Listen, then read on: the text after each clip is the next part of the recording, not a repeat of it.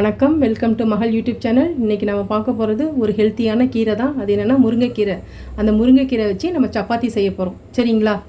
அதை எப்படி செய்யலாம் பார்க்கலாம் வாங்க. முருங்கைக்கீரை சப்பாத்தி செய்கிறதுக்கு ஃபஸ்ட்டு நம்ம ஸ்டவ் ஆன் பண்ணிவிட்டு அதில் நம்ம தண்ணி விடுறோம்.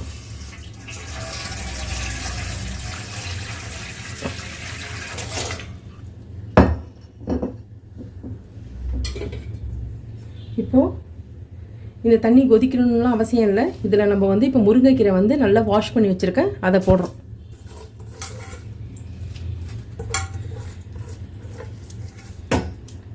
நெக்ஸ்ட்டு 2 பச்சை மிளகா, கொஞ்சம் சீரகம். இப்போ நல்லா இது ஒரு 10 நிமிஷம் நல்லா வேகட்டும். உப்பு இப்போ சேர்க்க வேண்டாம், அப்புறமா சேர்த்துக்கலாம். இப்போ நம்ம இதை மூடி வச்சிடலாம். ஒரு 10 நிமிஷம் நல்லா வேகட்டும். இப்போது 10 மினிட்ஸ் ஆகிடுச்சு. இங்கே பாருங்கள், கலர் சேஞ்ச் ஆகாமல் அப்படியே இருக்குது. இதே உப்பு போட்டால் கலர் சேஞ்ச் ஆகிடும். இப்போ நம்ம ஸ்டவ்வை ஆஃப் பண்ணிவிட்டு இதை கொஞ்சம் நேரம் ஆற விடலாம்.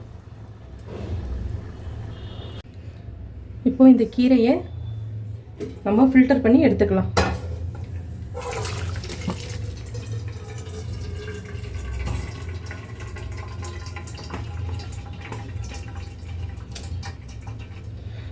நல்லா தண்ணி வடியட்டும். இந்த தண்ணியை வந்து வேஸ்ட் பண்ண வேண்டாம்.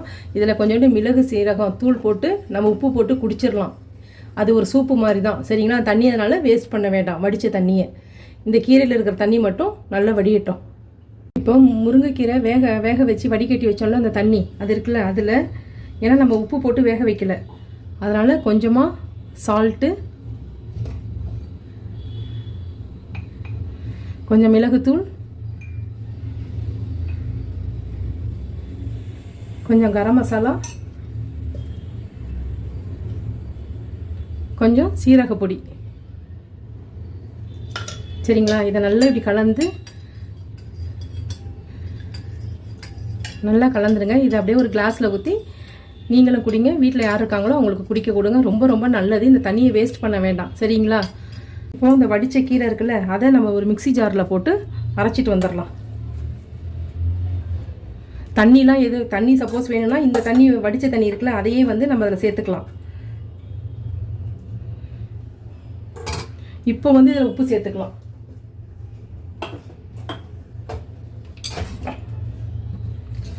கொஞ்சமாக கீரைக்கு தேவையான உப்பை மட்டும் சேர்த்துக்குங்க. அவ்வளோதான். இப்போ நம்ம அதை அரைச்சிட்டு வந்துடலாம். முருங்கைக்கீரை சப்பாத்தி செய்கிறதுக்கு முருங்கைக்கீரையை நம்ம வேக வச்சு அரைச்சிட்டு வந்துட்டோம். சரிங்களா? இப்போது அதை எப்படி நம்ம சப்பாத்தி செய்யலாம்னு பார்க்கலாம். அதுக்கு ஒரு பவுல் வந்து நான் கோதுமை மாவு மட்டும் எடுத்துருக்கேன். கொஞ்சமாக ஏற்கனவே நம்ம முருங்கைக்கீரையில் சால்ட்டு சேர்த்துருக்கோம்ல, அதனால் இதுக்கு கோதுமை மாவுக்கு தகுந்த மாதிரி நம்ம கொஞ்சமாக சால்ட்டு சேர்த்துக்கலாம். நெக்ஸ்ட்டு கொஞ்சோண்டு கரம் மசாலா. இதெல்லாம் ஆப்ஷனல் தான், வேணா போட்டுக்கலாம், இல்லைன்னா வேண்டாம்னா விட்டுருங்க. நம்ம முருங்கைக்கீரையோடய நம்ம பச்சை மிளகாவும் சேர்த்து போட்டிருக்கோம் காரத்துக்கு. இதனால இதில் கொஞ்சோண்டு நான் அடிஷ்னலாக தனி மிளகாத்தூள் சேர்த்துக்கிறேன். இதை ஃபஸ்ட்டு நம்ம நல்லா கையால் நல்லா கலந்து விட்டுருங்க. இப்போ இதில் நம்ம அரைச்சி வச்சுருக்கோம்ல முருங்கைக்கீரை, அதை நம்ம சேர்த்துடலாம். இது குழந்தைங்களுக்கெல்லாம், இப்போ சின்ன பிள்ளைங்களுக்கெல்லாம் முருங்கைக்கீரையெல்லாம் சாப்பிட பிடிக்காதுல்ல, அதனால் இப்படி செஞ்சு கொடுத்தா அவங்களுக்கு என்ன கீரைன்னு தெரியாது, கலர்ஃபுல்லாகவும் இருக்கும், அவங்க இன்ட்ரெஸ்ட்டாக சாப்பிடுவாங்க. இப்போ இந்த கீரையை வந்து வேஸ்ட் பண்ணிட வேணாம். இதில் நம்ம வடித்து வச்ச தண்ணி இருக்குல்ல, கீரை வடித்து வச்சோம்ல, அந்த ஃபில்டர் பண்ணி அந்த தண்ணி இருக்குல்ல, அதை இதில் கலந்துடலாம். கலந்து இப்போ நம்ம மாவு பிசையும் போது தண்ணி வேணும்னா இந்த தண்ணியை ஆட் பண்ணிக்கலாம். இப்போது நம்ம இதை வச்சு நல்லா நம்ம பிசைஞ்சிடணும். சப்பாத்தி மாவு பதத்துக்கு நல்லா நம்ம பிசைஞ்சு எடுத்துடணும். சரிங்களா? தண்ணி வேணாம்னா தண்ணி விட வேண்டாம். இப்போது இதுக்கு தண்ணி தேவைப்படுது. இப்போது அதுக்கு நம்ம மிக்ஸி ஜாரில் இருக்குல்ல தண்ணி, அதை வந்து நம்ம கலந்துக்கலாம். வேறு தண்ணி வெறும் தண்ணிலாம் கலக்க வேண்டாம். ஏன்னா முருங்கைக்கீரை அவ்வளோ உடம்புக்கு ரொம்ப நல்லது. தலைக்கு, தலைமுடி வளர்கிறதுக்கு, கண்ணுக்கு, எலும்புக்கு எல்லாத்துக்குமே ரொம்ப நல்லது. ரொம்ப ஆரோக்கியமான ஒரு கீரை தான். இதை நம்ம வந்து அடிக்கடி நம்ம சேர்த்துக்கணும் சாப்பாட்டில். இப்போது நல்லா நம்ம இப்போ வந்து பிசைஞ்சிட்டோம். கொஞ்சமாக எண்ணெய் விட்டு, ஏன்னா காயாமல் இருக்கிறதுக்காக எல்லா பக்கமும் படுற மாதிரி வச்சுட்டு இதை நம்ம ஒரு 10 மினிட்ஸ் வந்து மூடி வச்சுருவோம். நல்லா ஊறட்டும். இப்போ முருங்கைக்கீரை சப்பாத்திக்கு மாவு பிசைஞ்சு வச்சோன்னா நல்லா சாஃப்டாகிடுச்சு. இப்போது இதை எப்படி திரட்டிட்டு போடலான்னு பார்க்கலாம். இப்போ மாவு எடுத்துக்கிட்டோம். இதில் மேல் மாவு பூசிட்டு நல்லா சாஃப்டாக திரட்டணும்.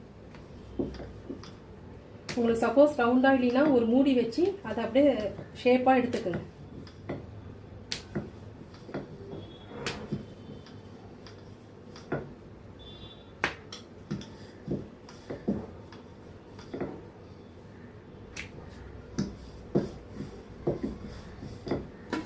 இப்போது இது மாதிரி ஒரு மூடி எடுத்து இதை நல்லா ப்ரெஸ் பண்ணிக்கோங்க.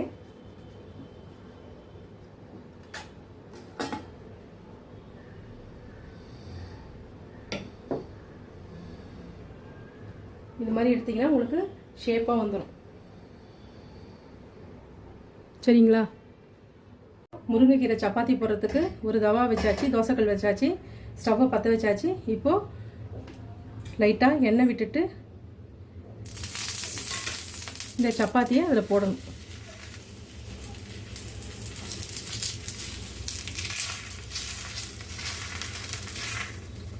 ரொம்ப ஹையாக வைக்காதீங்க, கொஞ்சம் லோவாகவே வச்சுங்க.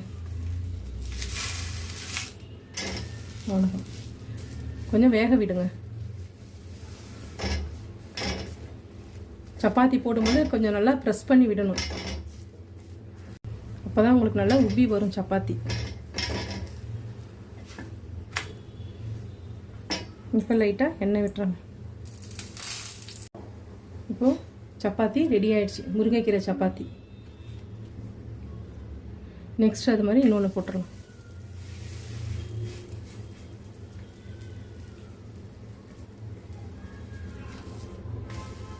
நம்ம முருங்கைக்கீரையை ஏற்கனவே வேக வச்சுட்டோம், அதனால் நமக்கு வந்து வேகலைங்கன்னா பயப்பட வேண்டாம். நமக்கு அதனால் நம்ம இது நல்ல கொஞ்சம் நேரம் சப்பாத்தி வந்தாலே போதும். சரிங்களா? இப்போ முருங்கைக்கீரை சப்பாத்தி ரெடி ஆயிடுச்சு. இதை நம்ம பீக்கங்காய் கிரேவி வச்சு நம்ம சாப்பிட்லாம். ரெண்டுமே ரொம்ப ஹெல்த்தியான ஒரு வெஜிடபிள் தான். சரிங்களா? நீங்களும் வீட்டில் ட்ரை பண்ணி பாருங்கள். பிடிச்சிருந்தால் லைக் பண்ணுங்கள், ஷேர் பண்ணுங்கள், சப்ஸ்கிரைப் பண்ணுங்கள். தேங்க்யூ.